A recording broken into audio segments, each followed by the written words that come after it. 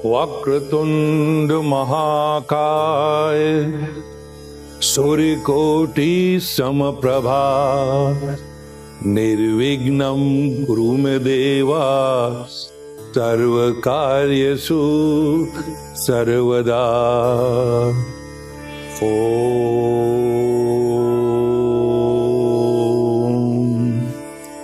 Happy Diwali. आपको और आपके परिवार को दिवाली की बहुत बहुत शुभकामनाएं।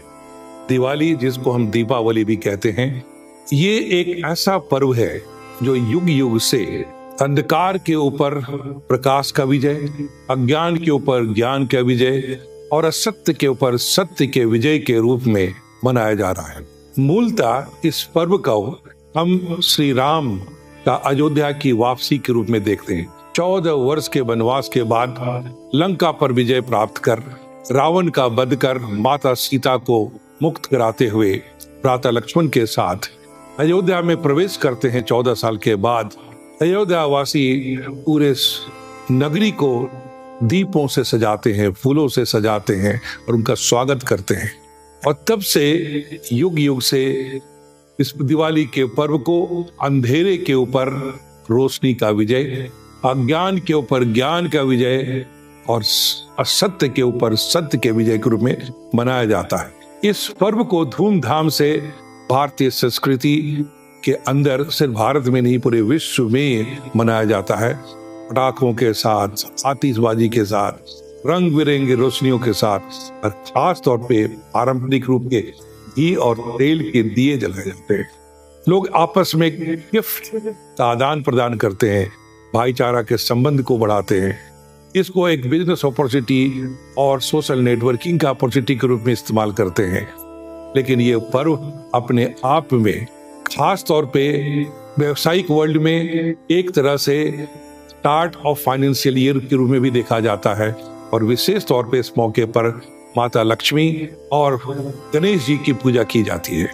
भगवान राम के अयोध्या वापसी के साथ साथ इस पर्व को और भी कई पारंपरिक कहानियों के साथ जोड़ा जाता है, उसके साथ मनाया जाता है।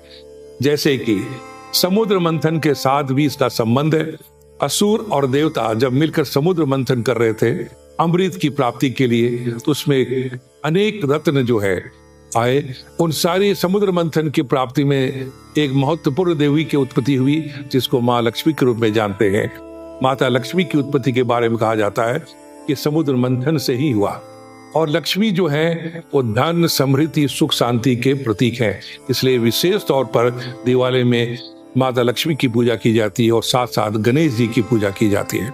इसके अलावा दिवाली की पूजा खास तौर पे ईस्टर्न इंडिया में माँ काली की पूजा के रूप में मनाया जाता है, जिसके बारे में कहा जाता है कि जब दानवों के प्रकोप से सारे देवता तबाह थे, परेशान थे, तो देवताओं ने जाकर प्रार्थना की माँ दुर्गा के पास रक्षा के लिए।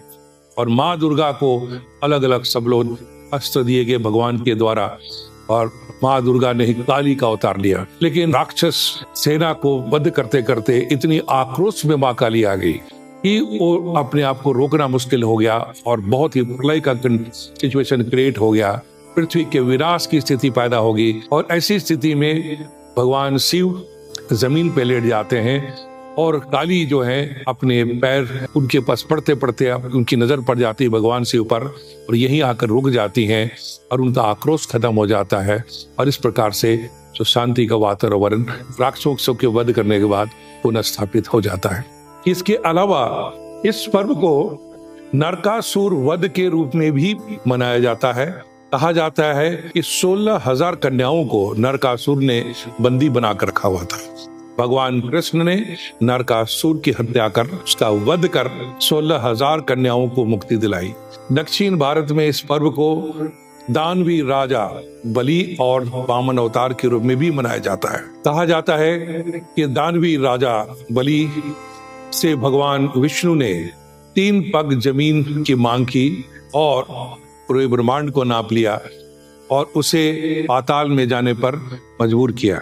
लेकिन साथ साथ भगवान दानवी राजा बलि से प्रसन्न होकर एक आशीर्वाद उन्होंने दिया कि वर्ष में एक बार बलि अपनी प्रजा से मिलने के लिए पृथ्वी पर आ सकते हैं, भूमि पे आ सकते हैं, और उसी को एक अवसर मानकर बलि प्रतिपदा के रूप में दक्षिण भारत में इसको महाउत्सव के रूप में दिवाली को मनाया जाता है। जैन धर्म में दिवाली उत्सव को भगवान महावीर के निर्वाण के दिवस के रूप में मनाया जाता है। कहा जाता है कि इसी दिन में भगवान महावीर को मोक्ष की प्राप्ति हुई थी, और इसलिए जैन धर्म में इस दिवाली को धूमधाम के साथ भगवान महावीर के मोक्ष दिवस के रूप में मनाया जाता है। सिख धर्म में इस पर्व को विशेष तौर पे मनाया जाता है, खास करके गुरु हरगोविंद को इसी दिन मुगलिये बंदी गृह से मुक्त किया गया था। इसके साथ साथ 52 राज्यों को भी मुक्ति मिली थी, स्वतंत्रता मिली थी। इसलिए सिख समुदाय में इस पर्व को विशेष तौर पर दिवाली को बंदी छोड़ दिवस के रूप में मनाया जाता है। इस प्रकार से पूरे भारतवर्ष में, पूरी भारतीय संस्कृति में, भारत ही नहीं पूरे विश्व में दिवाली के उत्सव को अलग अलग कारणों से मनाया जाता है, लेकिन मुख्य उद्देश्य इसका है अज्ञान के ऊपर ज्ञान का विजय, अंधकार के ऊपर में रोशनी का विजय, और असत्य के ऊपर सत्य का विजय, और साथ ही साथ भाईचारे का एक विकास, एक दूसरे के साथ संपर्कों को बढ़ाना, एक दूसरे के लिए शुभकामनाएं देना, सुख समृद्धि की कामना करना। तो आप सबको फिर से एक बार, आपके परिवार को, आपके सबों को दिवाली की बहुत बहुत शुभकामनाएं।